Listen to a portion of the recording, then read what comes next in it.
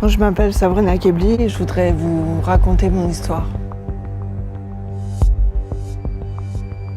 J'ai grandi dans la banlieue nord à Sarcelles avec ma mère et ensuite à l'âge de 15 ans, elle m'a envoyée vivre chez mon père à Saint-Denis. C'est là que les problèmes ont commencé pour moi.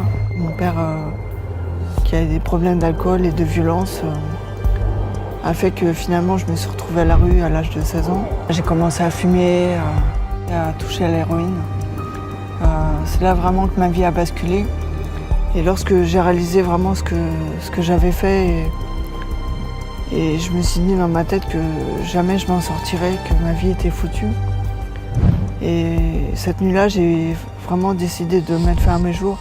J'ai voulu mourir d'une overdose, j'ai rempli la seringue et je me suis réveillée.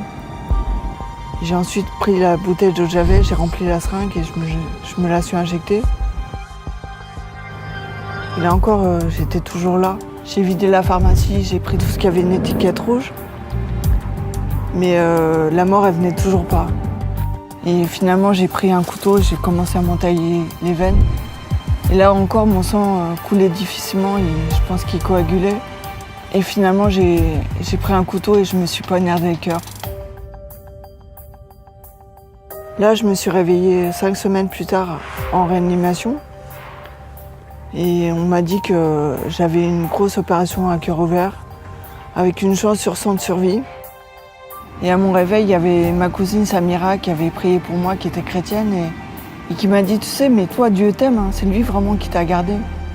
Mais bon, moi, je croyais pas en Dieu, donc je pensais que j'avais juste eu de la chance. Et j'ai repris ma vie un peu comme avant. Elle me parlait souvent de Jésus, de Dieu, elle m'invitait à l'église, mais moi, ça m'intéressait pas. Et pour les fêtes de Noël, elle m'a dit, mais viens, il y a un rassemblement chrétien avec des jeunes et ça se passe en Hollande. Et moi, j'y suis allée juste pour faire mes courses, pour avoir des consommations.